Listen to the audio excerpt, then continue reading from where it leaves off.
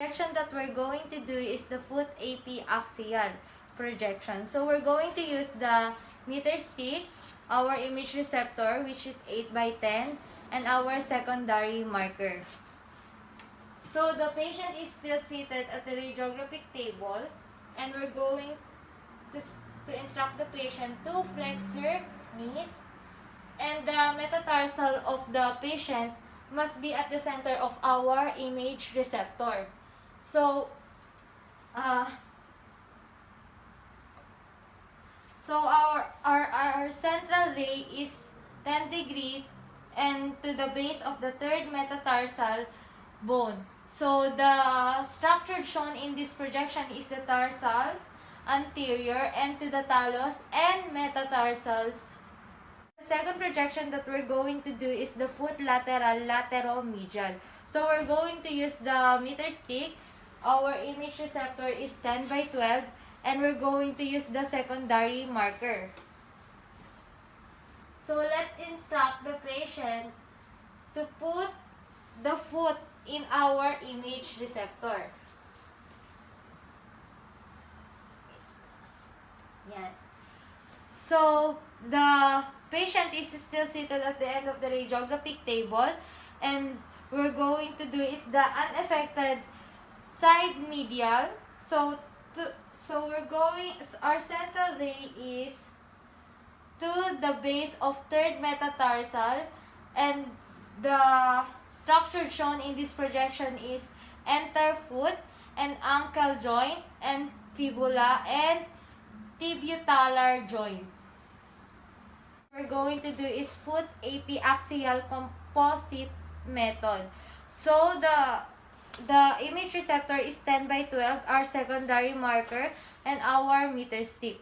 So let's instruct the patient to put her foot in our image receptor at the center of our image receptor. So standing first exposure, affected foot on the cassette and other foot stays one step backward. So for our second exposure is unaffected foot forwards. So first exposure is 15 degree towards the heel at the base of the third metatarsal, and our second exposure is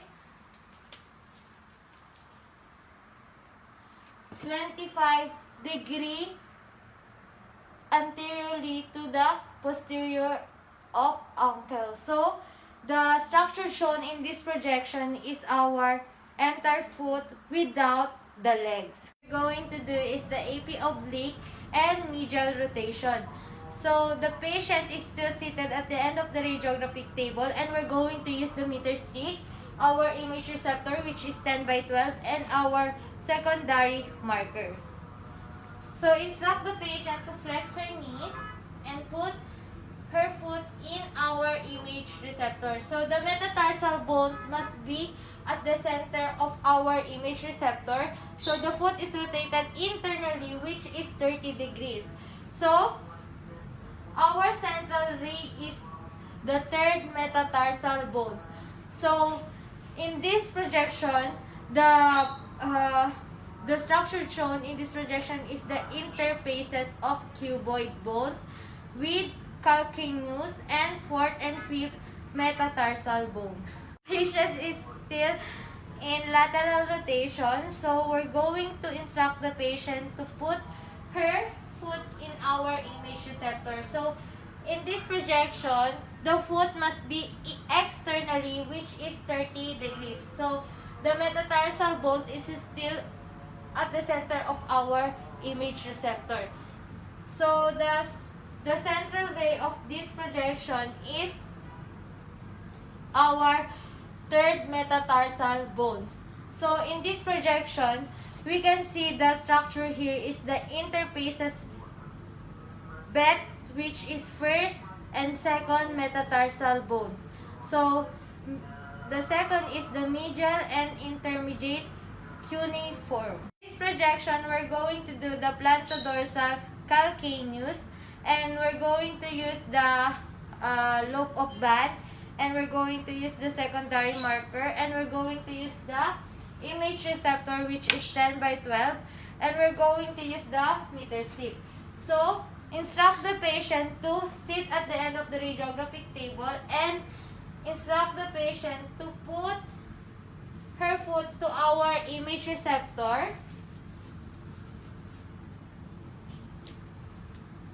So, we're going to put the lobe of band and instruct the patient to pull the band.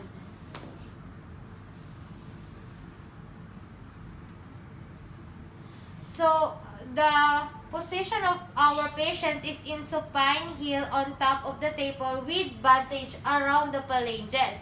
So, our central ray in this projection is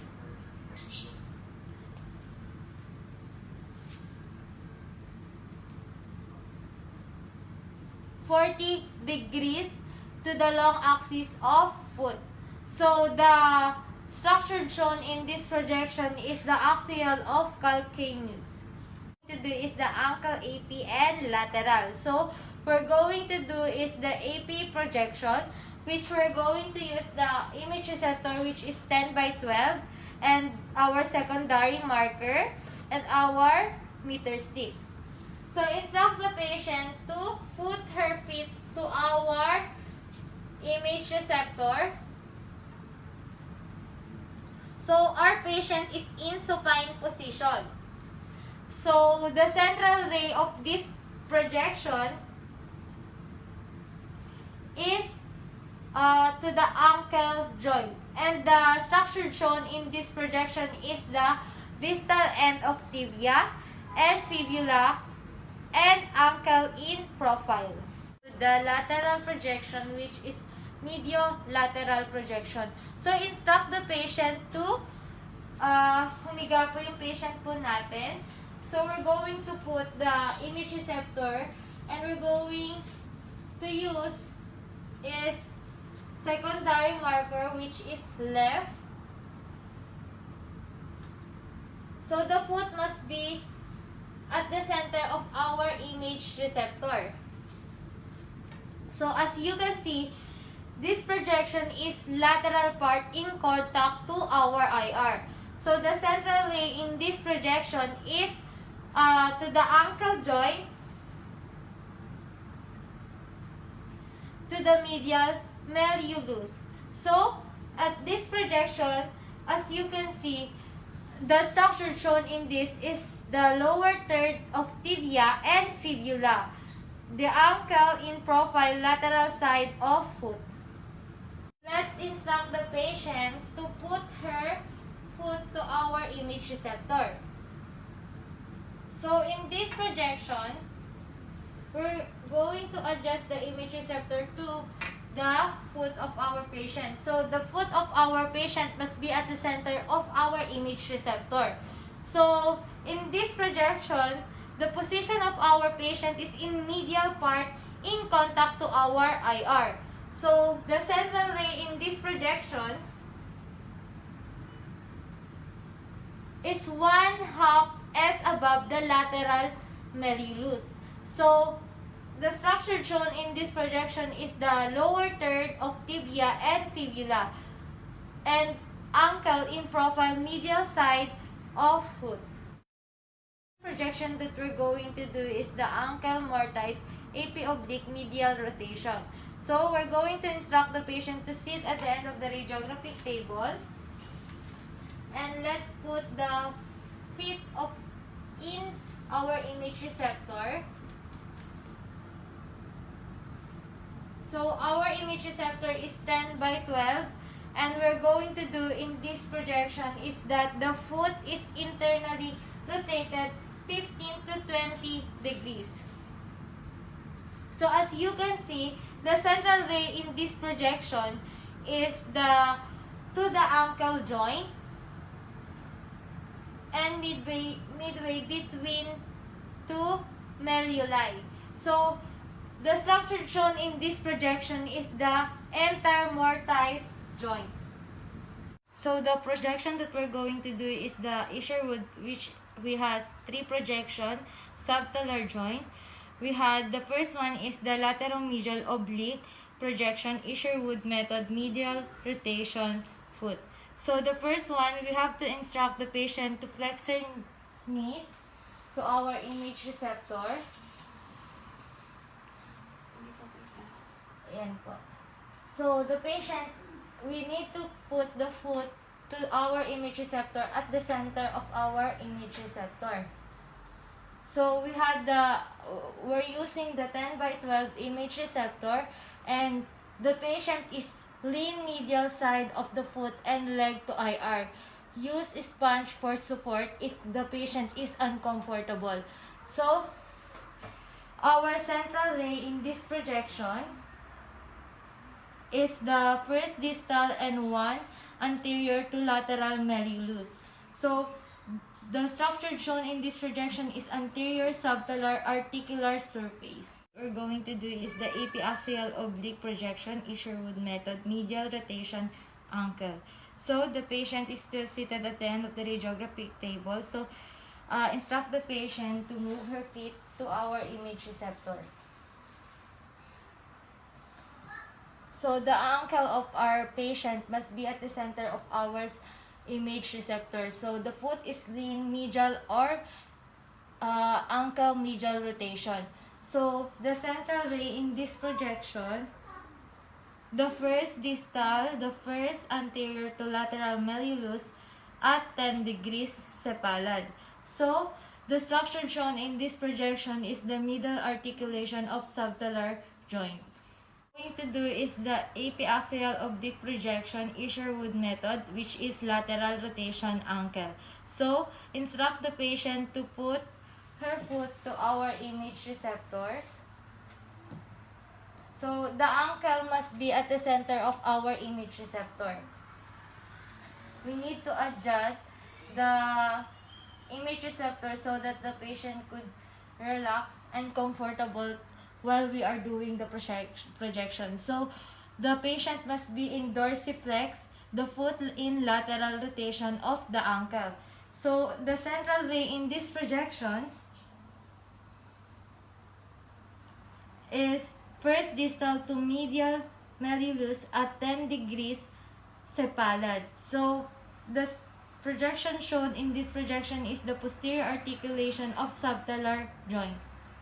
Projection that we're going to do is the knee, AP, and lateral projection. So, the first one that we're going to do is the AP projection, which dapat po nakahiga po yung pasyente natin. So, our image receptor in this projection is 10x12 and our secondary marker, and we need the meter stick. So, yung pasyente po natin, naka-supine position po siya. Ilalagay po natin yung image receptor natin sa, sa knees po ng pasyente natin. So, the central ray in this projection is dapat po yung knees po niya is nasa gitna po ng ating image receptor. So, the central ray in this projection is for normal patient is perpendicular to IR. So, entering to our 1/2 inferior to patellar apex. So, the structure shown in this projection is the open femorotibial joint space, patella superimposed with femur. Lateral projection, mediolateral. So, yung patient po natin is nakahiga pa rin po siya sa ating radiographic table. So, we're going to use the 10x12 image receptor, and we must put the image receptor to our image, and we need to move the image receptor, and yung tuhod po ng patient natin is dapat po nasa center pa rin po siya ng ating image receptor. So, in this projection, the patient is in 20 to 30 degrees knees flex lateral part in our IR. So, our central ray in this projection is the first distal to medial epicondyle at 5 to 7 degrees cephalad. So, the structure shown in this projection is the lateral of distal end of femur patella knee joint. The ninth projection that we're going to do is the PA axial projection, tangential, home blood, Beckler, conventry, and intercondylar fossa. So the first one that we're going to do is the PA axial projection, tangential home blood method. So, yung patient po natin is nakatayo po siya, tapos yung knees niya po is nakabend po sa ating image receptor. So, yung gagamitin po natin dyan na image receptor is 10/12 and our secondary marker, which is nasa right po siya. And yung gagamitin po natin is meter stick. So, yung position po ng patient natin is na kneeling with the IR in the anterior of knee. Femur is angled 70 degrees. So, the central ray in this projection is the lower leg. So, the structure shown in this projection is intercondylar fossa, medial, and lateral intercondylar tubercles. The PA axial projection conventry. So, yung position po ng patient natin is nakadapa po siya, which we called it's prone. So, instruct the patient na dapat po nakatapa po yung pasyente natin. At po yung image receptor po natin ay 10/12 image receptor. So, yung tuhod po ng patient po natin, nasa gitna pa rin po siya ng ating image receptor. So, the position of our patient is prone, knees flex is 40 degrees or 50 degrees. So, the central ray in this projection, our central ray in this projection is the leg is at the 40 to 50 degrees, intercondylar fossa, medial and lateral intercondylar tubercles. What we're going to do is the AP axial projection Beckler method. So, yung pasyente po natin is in supine and the knees is flexed to our 60 degrees.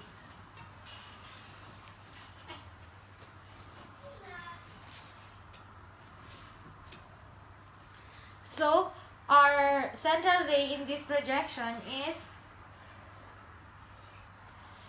to tibia at 1/2 below the patellar apex, and the structure shown in this projection is the intercondylar eminence knee joint space. Patella and patellofemoral joint tangential projection mercant set gas. So the first one that we're going to do is the tangential mercant method. So we're going to use the 8/12 image receptor and our meter stick and our secondary marker. So the patient is in supine at the edge of our table. So the knees flex 40 degrees. And we need to put the cassette placed at the foot of our patient. So, our central ray in this projection is 40 degrees, stable angulation 30 degrees, caudal to patellofemoral joint. So, the projection that we're going to do is the tangential mercant method. So, this showed that the structure shown in this projection is the axial projection of patellofemoral joint.